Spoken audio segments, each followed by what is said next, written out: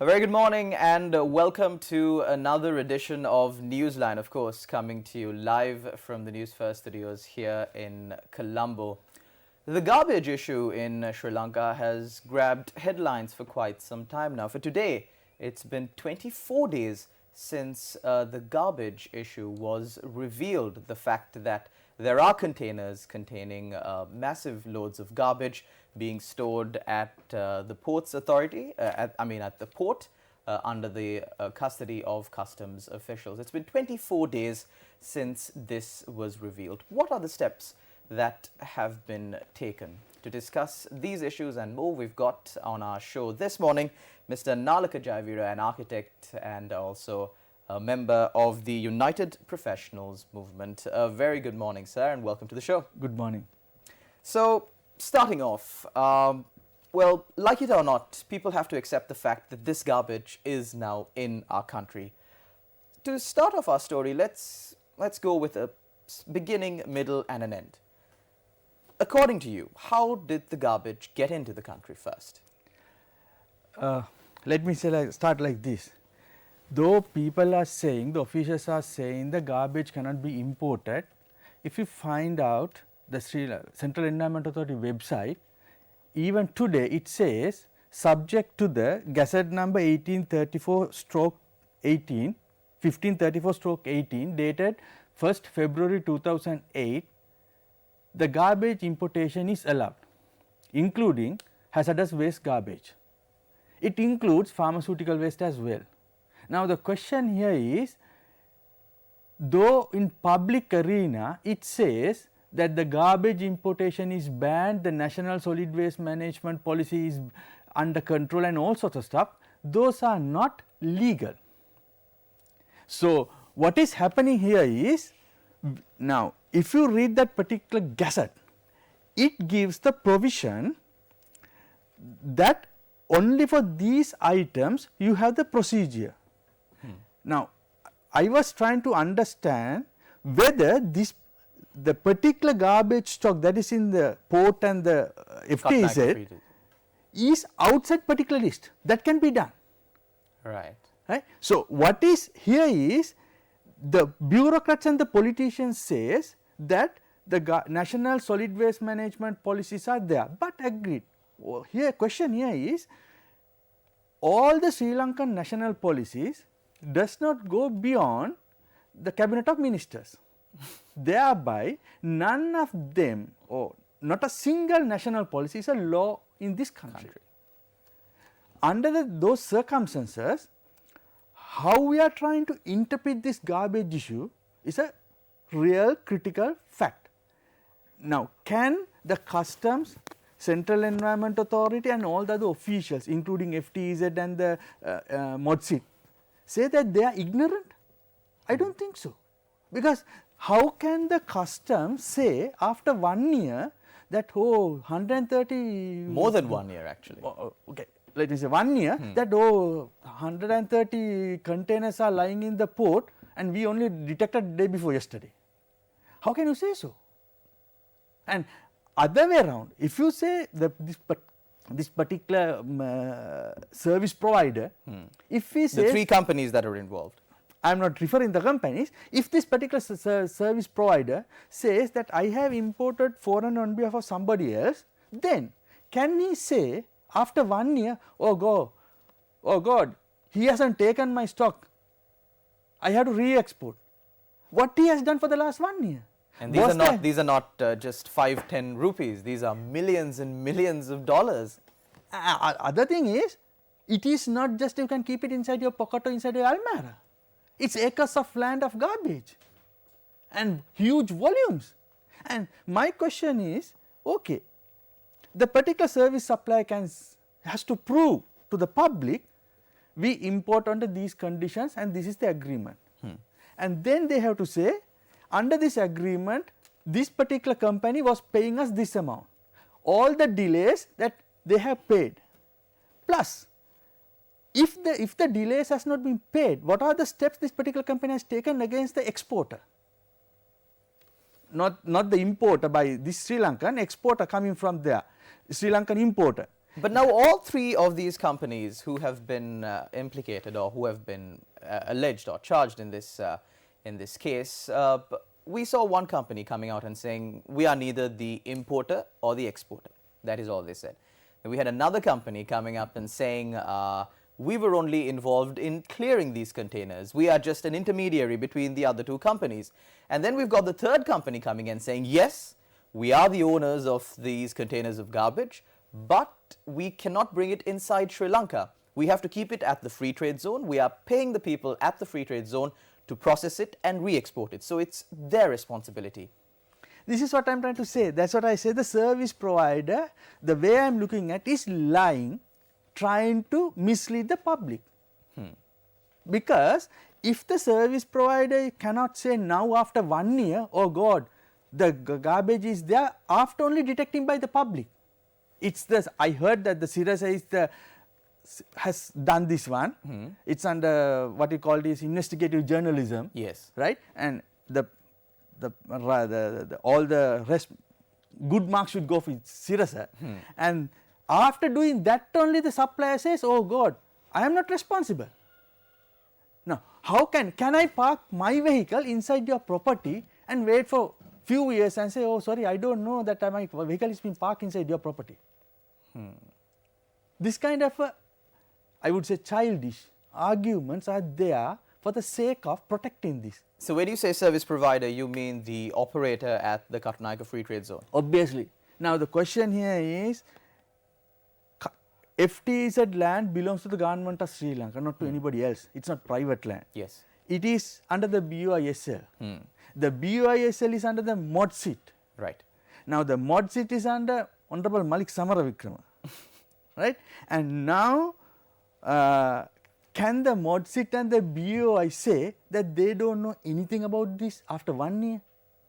It is not. Now we can assume if it is the garbage inside containers unloaded inside, I mean parked the containers sealed within the premises, yes you can say. But all the containers have gone, garbage has been dumped onto the government land and the government doesn't done anything. Technically the land belongs to the government of Sri Lanka, not to any private party as such. Right. So this gazette notification that you were speaking of, that you saw on the Ministry of Environment website, when was it released? Who signed it? What's the story behind that? It is really the 1534/18 dated 2008 February 1st. It has been signed by former Minister Honorable Partli Champika Ranawaka. Right. This is back in the year 2008. So during the previous government. Yes. It clearly says, now if you go to the website, it clearly says importation of waste procedure. And there is another procedure for exporting of waste. And it goes up to say that importing hazardous waste. Now, if you go to the list, it includes pharmaceutical waste, it includes clinical waste. Right. Right. Now, that's why I am trying to say. Now, when we raise these things parallel with the Singapore agreement, when the Singapore Sri Lanka FTA, when all the garbage has been listed, in pharmaceutical waste, nuclear waste, municipality waste, clinical waste, and other 65 waste items were included with duty free to the Singapore agreement, we said this is going to be a huge chaos because we don't have such stringent laws in this country. We told we can't manage our own garbage to begin with. This is what the problem here is. I live in Colombo in an apartment, and we were told few years back that we should have in the complex for each and every item compartment. Right. Say food waste, plastic, paper, glass, metal, and all sorts of electronic waste, everything. It didn't work for more than 2 weeks. And what they said, we don't have mechanism to separate and take it out, so thereby please put everything together. No, keep food waste separately and put all the other things into one. Now, when you have this kind of a mechanism within the city of Colombo, when the Sri Lanka cannot have any physical infrastructure to separate garbage and control it, we are talking about importing international garbage. And realistically, if you look into the fact sheets, it is in the web. There is a fact sheet called Basel Convention Sri Lankan fact sheet. Right. If you read that, it clearly says that the Sri Lankan government has a national solid waste management proposal and it is under control. If you look at the fact sheet of the Basel Convention in the web, anybody can assume that Sri Lanka is a marvelous country, that all the laws and regulations are in place, and we can, and even if you go to the parallel with the Central Environment Authority regulation, we can export garbage, we can import garbage, and we can do many things. So, but now, since you brought up the Basel Convention, there have been certain leading lawyers coming up and saying that you cannot bring garbage into the country under the Basel Convention, under the Rotterdam Convention, so many international statutory instruments that they are citing. Also, we've got one of the former secretaries of the Ministry of Environment coming and saying that under the Basel Convention, you cannot import garbage into the country. And she also said, again, like you mentioned before, the Central Environment Authority, along with the Ministry of Environment, took a policy decision not to import garbage, and if they import garbage, to process it and re-export the byproducts of that garbage as well to whichever the country it came from. So, don't these mean anything? Let me start from another place. We signed the Vienna Convention in 1961 in terms of diplomatic privileges. Until 1996, or 35 years down the line, the government enacted an act called Diplomatic Privileges Act number 9 of 1996. Now, from 1961 to 1996, the Vienna Convention was in operation without any legal format. Right. The Sri Lankan government gave the Enabling legal format only in 1996 by Act number 9 of 1996. So, they only brought forward enabling legislation 35 years later. Yes. Now, take the anti-dumping and countervailing provisions in the WTO as well as the safeguard measures. If you can read the recommendation by the Attorney General to the Sri Lanka Singapore FTA, it clearly says that without having those two legislations in place, don't try to implement this. Right. Okay? Now, parallel with that, after signing the SLS FTA in 23rd of January 2018, in only March that the government enacted Anti-Dumping and Countervailing Act and the Safeguard Measures Act. Right. Now, that clearly says this country is a dualistic country. Though the Sri Lankan ministers and the top politicians can sign any international agreements, none of them can become laws in this country until and unless the Parliament of Sri Lanka enacted legal provisions to activate that particular agreements. Now, take the Basel Convention. From 2018, after this issue of SLST came in garbage, we were asking all the parties show the parallel Sri Lankan legal legislation, piece of legislation enabling or making the Basel Convention as a law of this country. Not a single thing has been there. It is not there. Right. Okay. Now, without that, Basel Convention is not a law to this country. Right. Then the issue comes in the national policies. I told you earlier as well. The policies does not go beyond the Cabinet of Ministers, and you know the Sri Lankan democracy. It is the executive, legislature and judiciary. Now, the Cabinet and the President is the executive. The legislator should make the legislation, the judiciary to act. Can the judiciary act without making the legislations? So, the executive makes policies, the legislature doesn't make the law, the judiciary can't act. So, this is what we are saying, that this is I would very sorry to say, it is almost going to a lawless country. Because politicians and bureaucrats says, we have signed this agreement, that agreement and this and that everything, but it is not law. When only the problem crops in, or when the problems are at your doorstep, you will start finding what are the things that has to be done. Right.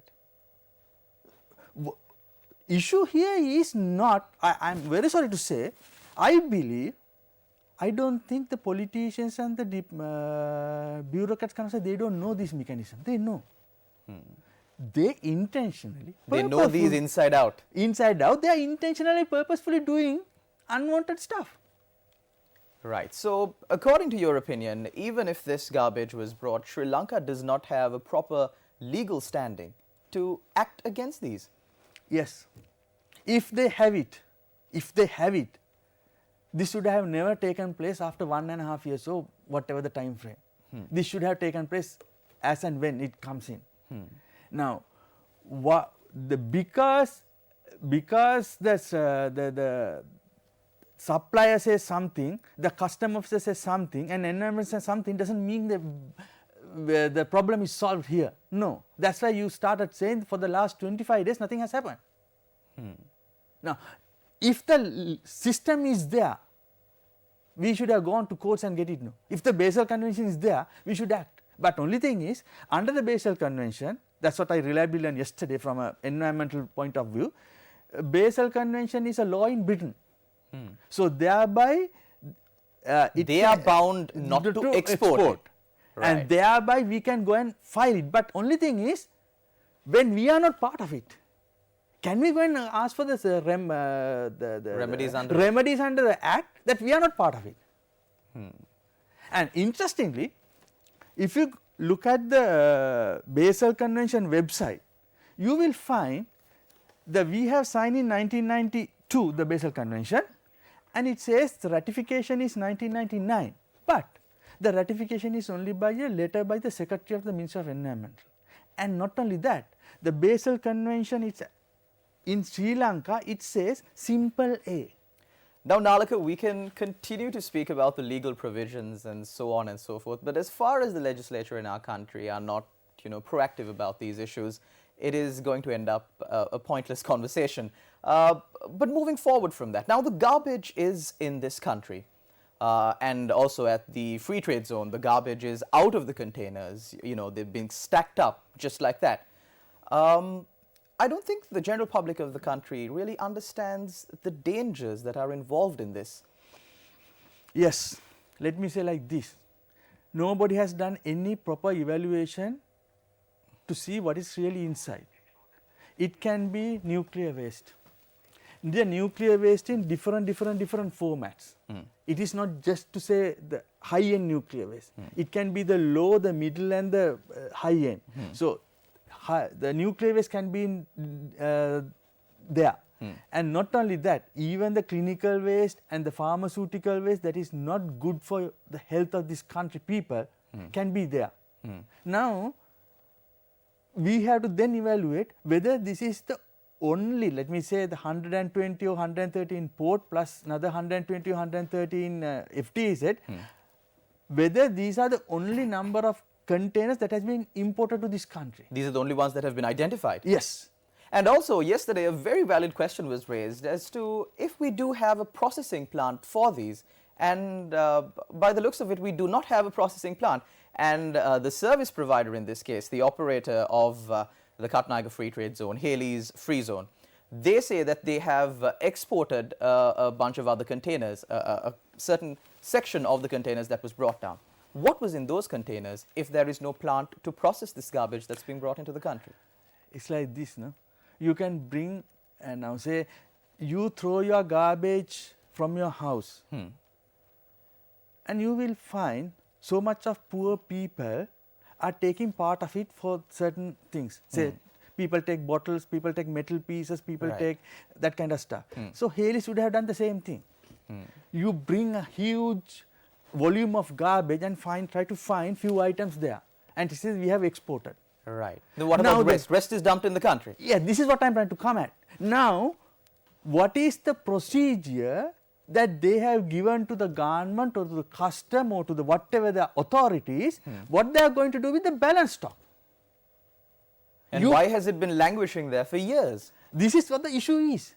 Now say, I would say, if this is allowed, Sri Lanka, all the Sri Lankan FTZs, including Katunayaka, Biyagama, Koggala and all over, can be turned into garbage dumping yards overnight purely because you will get around 10 to 20,000 minimum per container internationally, right? You have to bring it and dump inside your factories and say thank you very much, we are going out of this country, and the Sri Lanka is supposed to end up with the garbage stocks. We are only the service providers, we are not the importer or the exporter, we can't be held responsible for this. So, who is going to take the responsibility? Now, finally, Sri Lankan government land is full of dump yards internationally. Right. Now, this is where what I am trying to say, we are running a country without necessary legal systems in place. Now, we remember what happened in Meethotamulla. So many people lost their lives due to the collapse of a garbage dump.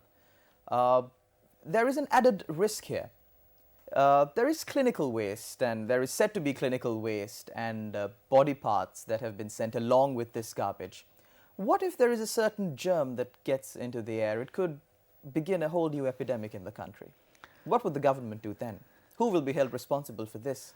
The way the present government or what they are talking is, no one will held responsible, because all the waste go to the Katunayaka FTZ central sewerage treatment plant. Right. Technically, it should go to that, because they don't have individual treatment plants. It should go to the central sewerage, they have their central treatment plant. It should go to there, and if something goes from there, they can say, okay, we don't know. They can, even the doctors and the hospital say unidentified germ, died because of an unidentified germ. Right. So, we get the companies, you get Ceylon Metal Processing Corporation, they convened a media briefing and they said, you know, we are the owners of this, but currently it's not in our custody. We have given it to the company that's processing it at the free trade zone, which is Haley's Free Zone, and we are paying them for what they are doing. So, is that a valid argument? Can they shift the responsibility to them? And the argument from Haley's Free Zone is that we are only processing it, it's not our goods, we are not responsible for it. Yeah, now, though they issue statements, my point is they have to prove it. Now, the Haley should prove it, their processing plant. Where is it? Where is it? And what they are trying to process it, and what is the outcome of it, and what their mechanism on the balance left outs. Right? Without proving those, can they just sake of denying, can they deny? No. Then the importer, yes, they can say that we are paying, but they have to show us by paying for the last 1.5 to 2 years. It is not just 1 day or 2 days, it is a huge longer period of time. Right. Now, then Haley should justify, okay, we have a business, the ETH should justify that we have a business. Yes, we got this stock at, let me say, 0 cost, 0 cost, and we have paid Haley's 100 and we are exporting for 200. Or let me say 101, you get 1 rupee. Financial viability. Viability. This is not the case. When you take garbage from internationally, you are paid to dump anywhere in the world. And you bring it here and try to because we don't have a necessary legal system, they are exploiting the vacuums of the legal system. For people thinking that, you know, this is not really happening, some people are trying to exaggerate on the issue. Just to bring in a bit of international perspective into this, how far this issue has spread, we get the United States of America sends its garbage to China, but recently China said, we're sorry, we are not going to accept your garbage anymore, we are not a garbage dump of the world. And now the US is trying to find new countries to dump their garbage in. They tried the Philippines, they tried Cambodia, they tried Malaysia. But all of these countries have vehemently rejected their consignments of garbage. So, is Sri Lanka going to be the person to accept all of this? I would say, yes, it can be, because now I don't know real inside stories of this, because this can be misinterpreted as well. Under the Singapore FTA, this is a 100% viable business, because Sri Lanka has agreed to accept garbage at duty-free rates. That's number one. Then the issue is, we don't have laws. Now, I have heard the people are arguing that the free ports are part of the Singapore. One question is as to why the Central Environmental Authority, now the Central Environmental Authority went and inspected the location. Why are they silent? Why don't they come out and convene a press briefing and, you know, say these are the people who, because at the end of the day, isn't the Central Environmental Authority responsible for all matters pertaining to the environment? We see them, you know, not performing their duties properly in this case. This is where the issue here is. That's what I'm trying to say. You heard, I think, the presidential, the Parliament committee on this 21st April issue. Yes. What the central bank said? The central bank officials said, we were not in line with the Financial Act amendments in 2017, and the present one doesn't allow anything. There was a legal vacuum, right? Now, that particular legal vacuum, have they denied in writing? I don't know. Have they expressed in writing? I don't know. Now, this is what I'm trying to say. Nalaka, I'm sorry to interrupt you in the middle, but we're in the final few minutes of the show, and to leave our viewers out there with a little bit of a thought to ponder on. The importers of this garbage, or whoever is responsible for bringing this garbage into the country, of course, you think that they'd have certain humane feelings for the people of this country, because they too are citizens of this country. On a perspective of morality, don't you think that they should do something to get this garbage out of the country? Because the garbage is already in the country. The garbage is already in the country. That's a fact that we must all face. But now the main focus should be on trying to bring these perpetrators to justice and to send these containers back to wherever they came from. Because if not, the risk that the general public here in Sri Lanka face is just immense, and nobody seems to quite understand. If these people have human feelings or the respect to the Sri Lankans or respect to the country, they would have never done it. They don't have it. They know, they only respect money. They only respect their wealth. Whether they either die or dying because of their garbage, they don't care. This is the reality of the Sri Lankan, most of the these business people. Because of that only, these things are taking place. Because we don't have accountability, responsibility and liability by the government officials, bureaucrats and technocrats. Now, can we expect the businessman to have those three? This is the reality of this country. We are not accountable. We are not responsible. We are not liable. Now, if these three works in this country, or in Sinhala we say Wagavima, if this is there, how can this has taken place? And as you said from starting point, for the last 24 days hasn't done anything.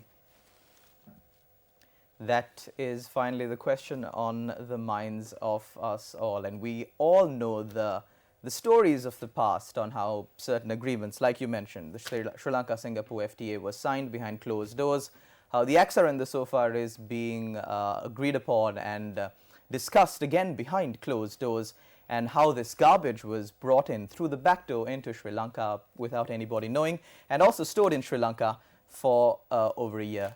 And these questions really, who has the answers to them? All we can do here is report to you the truth and accurate information. And with that, we wrap up Newsline for this morning. Thank you very much, Nalaka Jayaweera, for coming and shedding light on this issue here on our program this morning. And that's how it was on Newsline on a Monday morning. Wishing you a very great day ahead. I'm Sharlan Benedict for the Newsfirst team. Take care and God bless.